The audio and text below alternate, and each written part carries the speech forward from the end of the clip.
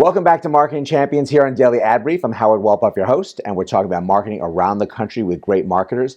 Today, we're in Georgia, and we're talking with Kelli Kelley of brndMethod Media Group. And Kelli, welcome to our conversation today. Thank you so much for having me. Oh, it's our pleasure. So you really have set up a nice career in marketing, really doing some great work for your clients. Why don't you share with us how you got started?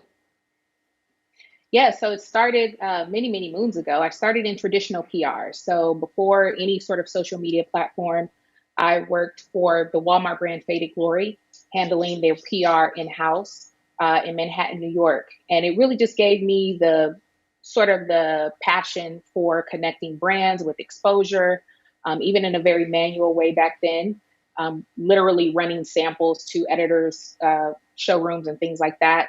Once I started to see the growth of social and what it could do for a business in terms of brand awareness, and actually supporting converting into sales and revenue or whatever conversions they had a goal for, it just clicked for me. It seemed to be the answer to what every PR client wanted, but didn't have control over because we don't control editorial calendars.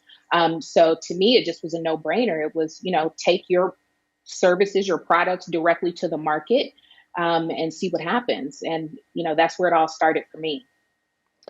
Well, definitely a good foundation of knowledge and experience. All working for all the different types of companies in Manhattan is really a great running start. Yeah. But where did did you determine that you wanted to start your own agency?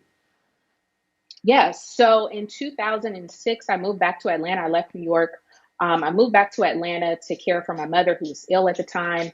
And I had the idea to start a company because I wasn't going to go back to New York. And I figured it was feasible just from a practical standpoint. As a young woman here in Atlanta, you could do it. The climate in Atlanta is very much supportive of entrepreneurial spirit if you have the drive.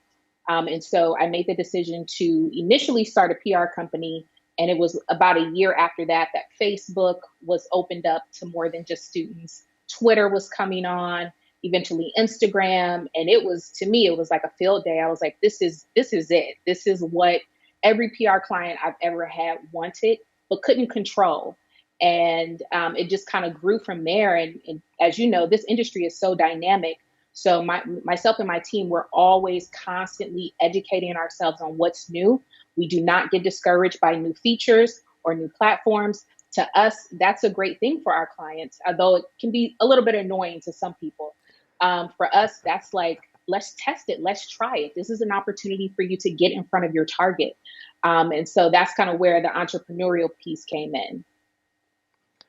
There always is something new around the corner, and that really jumps out and can get the attention of people in sometimes a stronger way than things you've been doing previously. What is the most recent thing that you've jumped on for you and your clients that really has been working for them? For a lot of clients, TikTok, surprisingly, and clients that don't necessarily think that they are supposed to be on TikTok, we've been trying to encourage them to test all of these things. We always say, start with a test. Don't just look at it and think it's a young person's platform.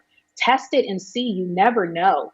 And also, you're rewarded when you get onto these platforms early and you utilize the features they have. You're rewarded with, exponential growth in terms of organic exposure.